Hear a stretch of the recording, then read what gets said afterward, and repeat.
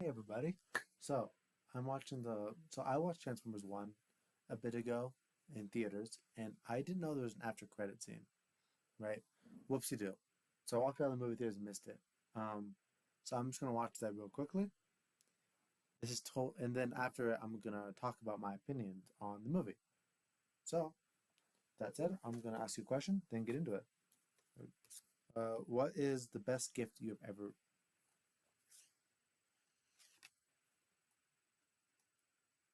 what is the best gift you have ever given? This card. Best gift I've ever given. That's a tough one. There's some really good ones I feel like I've given.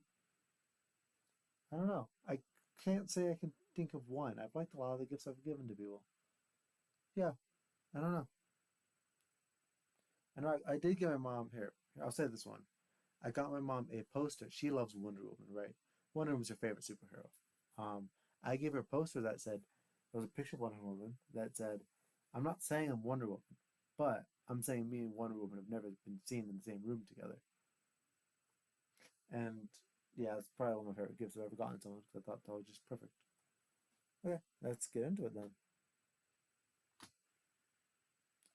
Okay, but I saw this part that I didn't see happen. That like, I guess there's one afterwards. I found out.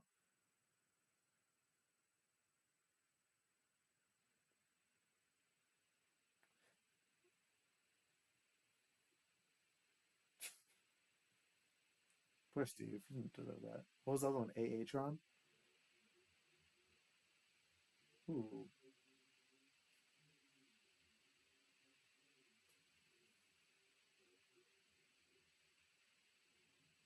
Ooh. Oh, that's a cool shot. Oh, that's awesome. Look at that. All right, red has a cool eye. Oh, it's so bright. Oh my God. Jesus Christ. Oh, that's so cool. It's purple. All right, I'm talking about the movie now. I'm gonna have wait what? I'm gonna turn this off. We're gonna this will be the shot that we're gonna stick with throughout this video, right? Now, I want to talk about this movie. I wanted to make a video on it, but I didn't want a full video on it. I wanted to watch the scene because I didn't see it and then talk about it. First off, being holy crap! Look at this shot, dude. This is 100% my favorite version of Starscream. I'm gonna start with that. I love Starscream. I think Starscream's a cool villain, especially him always kind of like wanting to one up Megatron, trying to be that leader. This really adds to like, oh, he was the leader. That's why he wants it so bad, right? And this version of Starscream actually felt menacing. The original one didn't really feel menacing at all. He felt like a spoiled like brat. That's kind of how he felt. And Transformers Prime, he felt really menacing, but I don't know.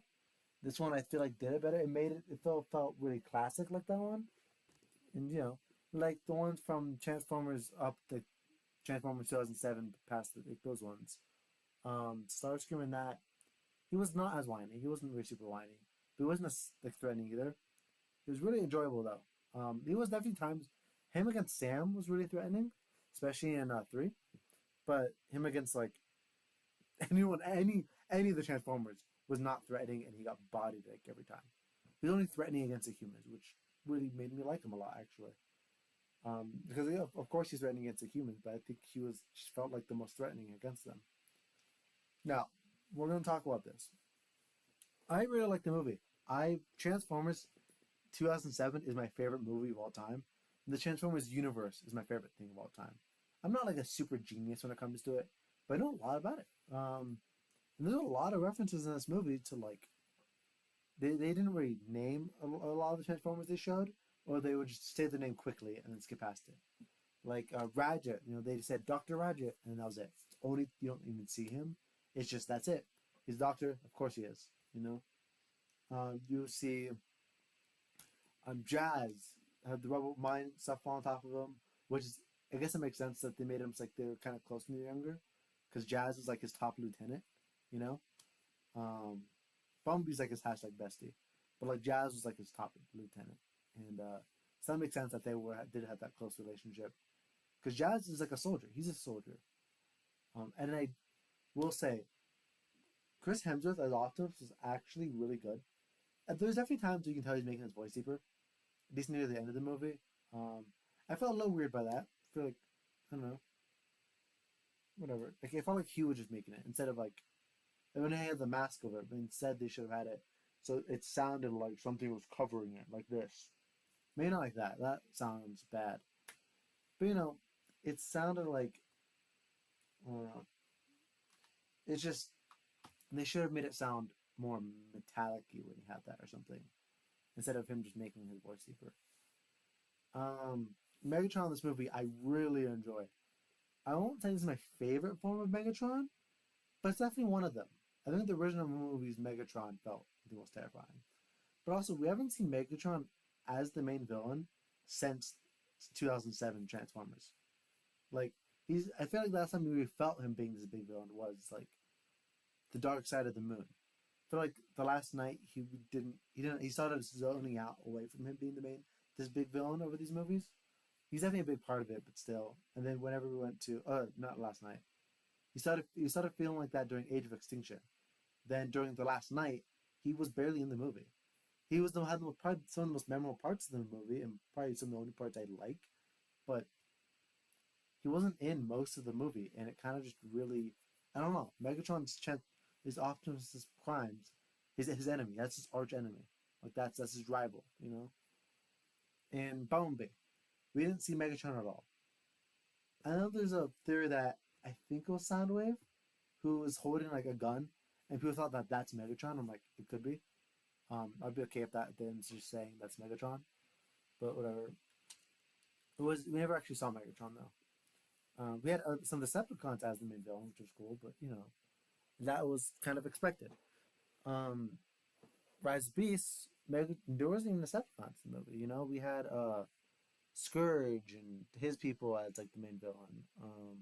Unicron really, which I really like that movie. I wish they kind of would make a sequel on it, but at the same time, if I had to choose between making sequels for that and this, I'm choosing this. This is probably my fourth favorite Transformers movie. Whoa, what's that after effect? Oh, that looks cool. It's probably because it's very dark in my room, so it's being a little. Yeah, it's not my head, it's just me. Guys, look, I'm the Flash. I don't know if you guys can see that.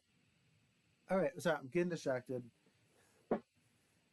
Um, anyways, yeah, it was really cool just seeing like the Decepticons. I think in the original story, the Decepticons were like the good guys, like they're trying to fight off against this like originally in their origin story, they're trying to fight off against the Autobots. They weren't called those things, but which were actually pretty much they were corrupt and evil, and then eventually decided to slowly switch.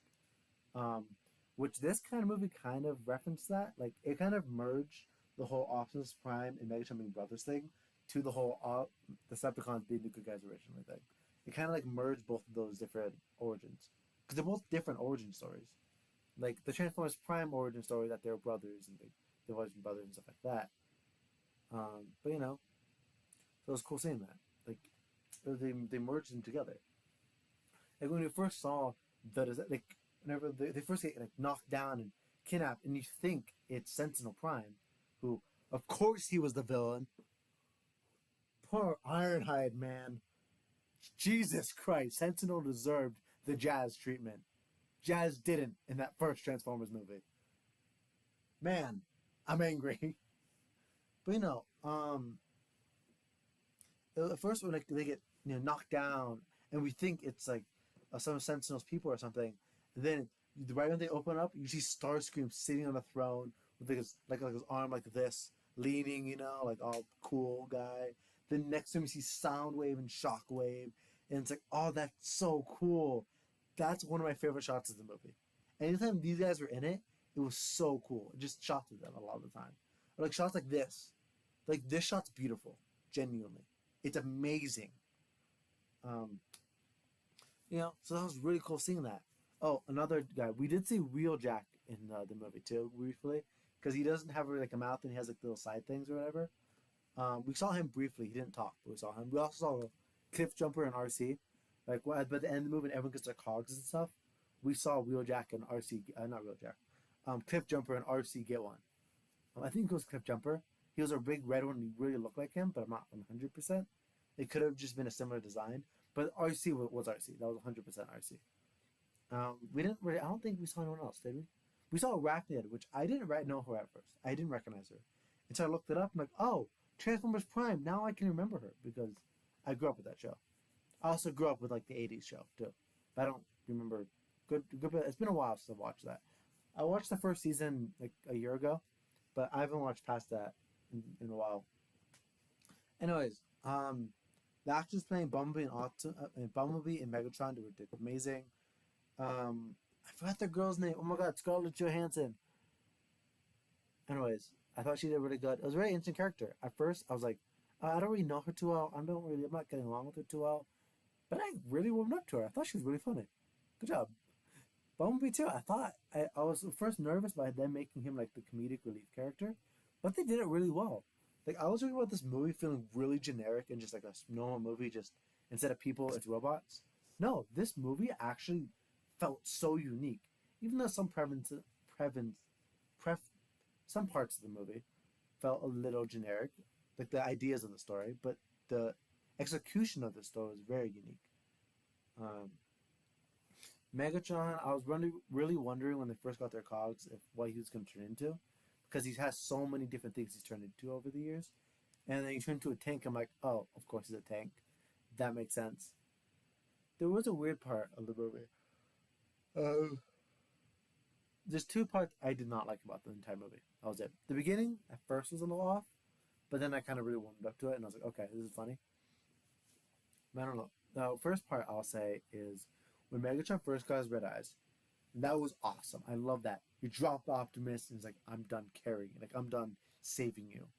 And you looked up and you see the glowing red eyes. Like you saw all of them already with red eyes. And I was like, oh, that's cool. But as he was fighting Optimus in the end, you see like it's almost like a drag. Like this is like a drag effect thing. Like there's like an after image thing. It kind of looked like that. Like you like almost like the smoke. I don't know. I just didn't think it looked good. It looked at least if they were gonna go for that, it looked slower than it should be. I don't know. It just looked off being there in the fight. Especially since no other Transformers eyes do that. So it's like, why does his eyes do that?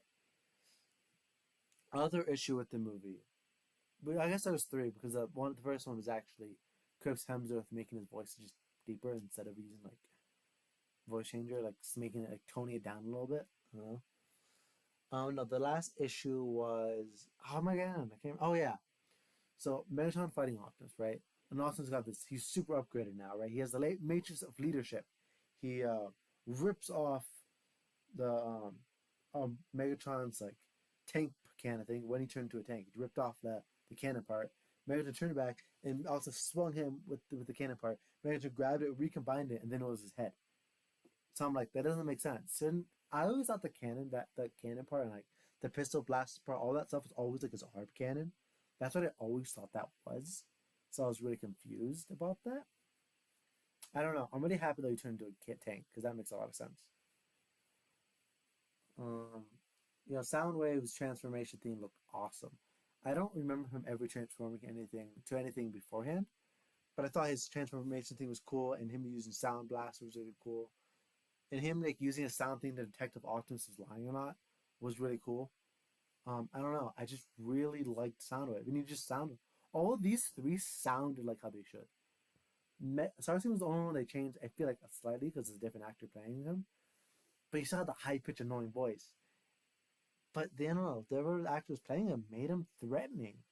Like Jenny was like, "You, the only people who are allowed out of here, people I let out of here."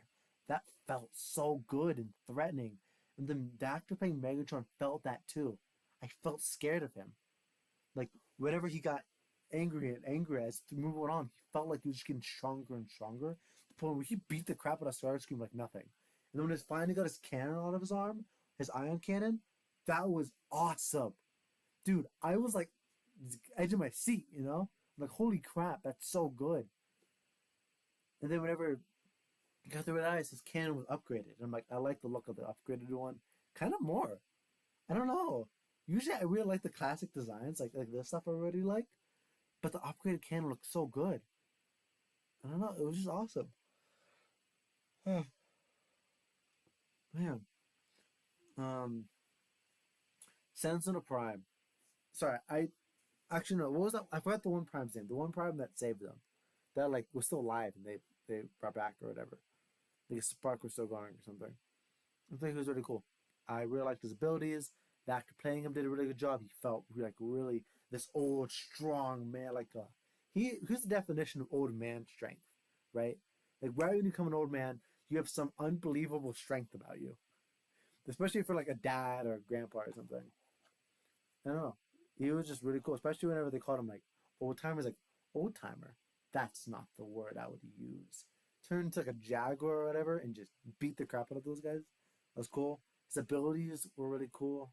Um, there was I think this is just a turning point mistake because I think they played the song, this specific song that I'm thinking of, anytime something cool happens, like anytime like something really important and big is happening in Transformers. Yeah, they pretty much do.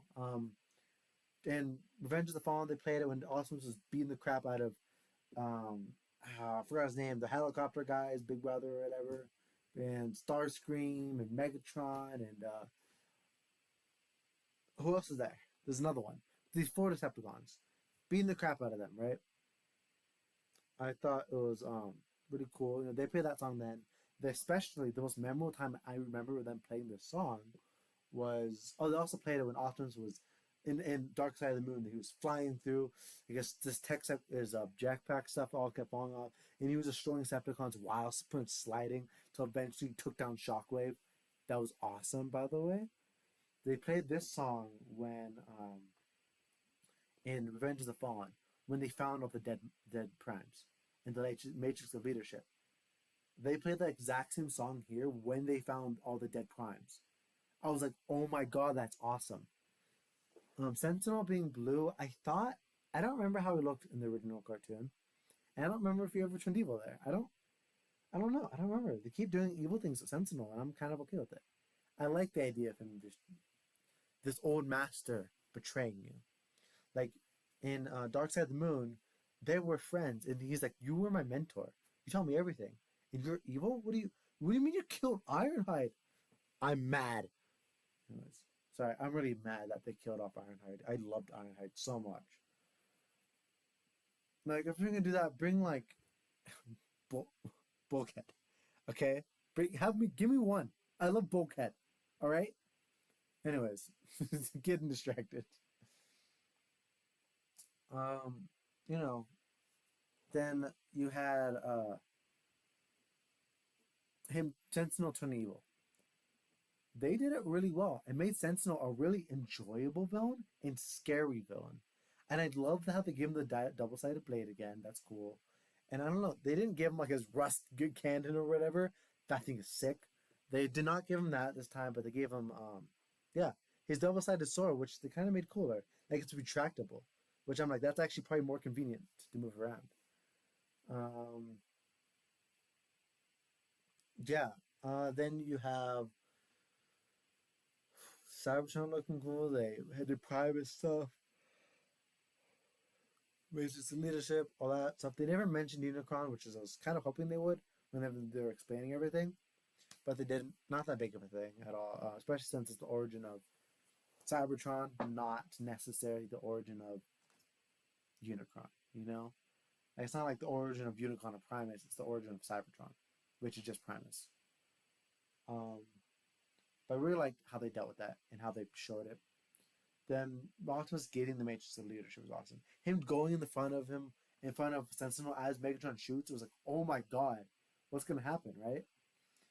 Then Megatron, you hear the music, everything's getting like, oh my god, it's gonna be building up, it's building up.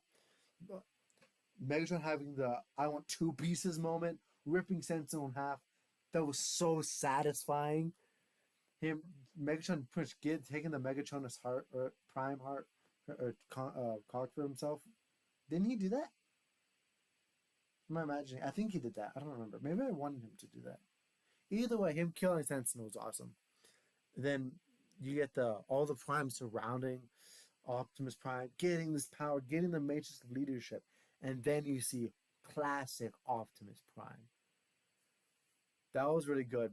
I really enjoyed that. I was wish you could hear Peter Cullen a little bit, like, or maybe when he had the mask on, you hear like Chris Hemsworth and Peter Cullen, because Peter Cullen is the voice of Optimus Prime. Something like that would have been cool. Um, it's not the end of the world that they didn't. Just I wish they did something like that because it was little off, I guess. Um, there's obviously the more than meets the eye was referenced. They referenced well, this. I forgot what the name of it is, but I forgot what part it was. But it was like the song from the '86 Transformers movie. They referenced quite a few things. Um, I can't think of any more, but I know they did. And yeah, I mean, yeah, I can't think of any more. All right, yeah, they had oh my god, Optimus Prime like getting super powered up after like while he's fighting Optimus, and, like this big blast happened, and it's like, whoa, what's going on? Then you see his axe, and it's like, oh, that's cool. All right. Then he was just throwing energy axes, and he was beating the crap out of Megatron. Megatron got bodied. Then I'm happy they gave up the Matrix leadership again to restore the Energon. I thought that was cool, and a way to make sure that Megatron and Optimus stay balanced. Like one, they have to be like on equal footing. Otherwise, it's not fair fight at all. I mean, Optimus would pretty much be like unkillable. Like he would be like a god. Like I don't, I mean not a god on that level, but like he would be a lot more powerful. Um, yeah. Again, Bumblebee being really funny. That stuff. Yeah. I don't know if there's anything else I want to talk about.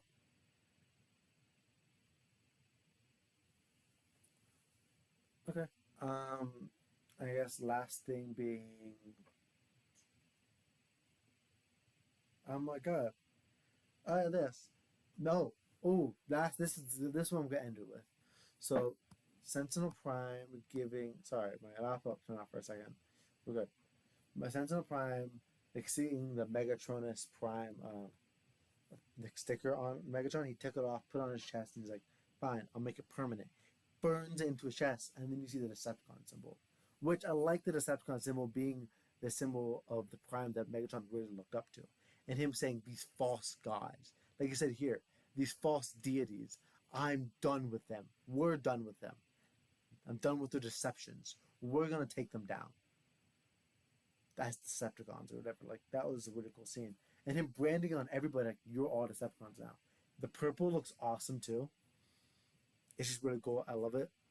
I don't know how the Autobots get their symbols then. We haven't seen that. Hey, Transformers 2, you know? They said this is one. Where's 2 then, huh? And I also have to specify Transformers '07 now because they named this Transformers 1. So thanks for that. But yeah, hey, I'm okay with them doing it. Like I want the three Transformers movies that they wanted to make. I kind of okay. What I was originally hoping they would do, sorry, last thing for sure this time, was you maybe have like I will fast forward to the future here in this one of Peter Cullen playing Optimus Prime and him voicing like just saying like a last line, which they did have Chris Hemsworth saying like the final speech. It's like, and if anyone attacks this planet, this is my home. We are armed, or we are prepared, and we will fight. Like or whatever that line was. It was so Optimus Prime of him. That was cool. And then the final shot. And you have to end a Transformers movie with the Optimus Prime quote like that. Yeah. Okay. And then I was hoping the second one, maybe you get a reveal. You know, you go back to when they're younger and stuff, and you do that throughout the movie. Then maybe halfway through the movie, you maybe occasionally you get the fast forwards again. A lot of it being Optimus until the end of the second movie, where if everything slowly can catches up to that moment of like whatever the first one ended with, like the flash forward, the second one ends with you get the original Megatron actor, which I think would be cool. Him voicing Megatron and having something, and it's like, oh, they're getting them both back. They need to do Transformers 3 and let that be their final, both of their final things as these characters, and let them just have a movie, their final movie, and it's finally taking place now. Maybe they're on Earth or whatever. Maybe the second one they find Earth and just have to stay there. And Cybertron, you see Cybertron get destroyed. The second one they land on Earth by the end of it, or maybe the flash forward you see originally in the first one is them landing on Earth, right? The second one, you see flash forwards occasionally of them on Earth and trying to figure out what's going on and stuff like that. But the entire second one is them fighting on Cybertron until it gets destroyed. Then by the second one, you see everyone on all these Autobots on Earth, and then you hear Megatron in the original actor saying, like, "We will find them" or something like that, something threatening. I don't know. Then you get the third one, entire one's on Earth. Then you get the final. You can do animated or live action, but I feel like with this style, it can work either way. Like genuinely, do whatever. Like, go either live action or animated with this style, and it's gonna be great. But you should have all three movies be a minute, like about as long as this one was. This movie pacing was amazing. It did really well. Act three generally picked up like crazy. All right, I think I'm good. I don't know. I just think that would be cool to have like final respects to these original actors, both of them, because I think they both show they're both. Even though Peter Cullen has been the one constantly being Optimus, I think you have his final act being with the guy the Megatron who started his career. Like both of them became who they were because of it. Because Megatron only played him really in the original cartoon. I feel like it would be nice to have both of them. I don't know the actor's name, but I'm just like I think that'd be cool. Final send off. Or second one, you have like you don't have the destruction of Cybertron yet, but you have the second one being all these flashbacks, and the third one, it's mostly on Earth, but you have the flashbacks constantly of Cybertron as it's being destroyed. And you have like the final animated duel, or like the young duel versus Optimus and Megatron. And you can have Chris Hemsworth and I forgot his name who played Megatron, their final thing, and then during that you have the current timeline of Megatron and Optimus fighting it out like of the current versions until Optimus wins both of them. Or maybe Megatron wins the first one, then Optimus. I don't know. And I kind of got the idea from Arrow season 2, but that's besides the point. All right, I'm bringing you guys in. Good movie. 10 out to like the 8 out of 10. The beginning was a little slow, sped up at the end. Really liked it, but this video was longer than I meant for it to be. But it was there's a lot for me to talk about for the movie, so I think it was kind of worth it. All right, guys, like, subscribe, and turn on those notifications. Why? Because I barely post, and I find me enjoyable. So with that said, see you, pals.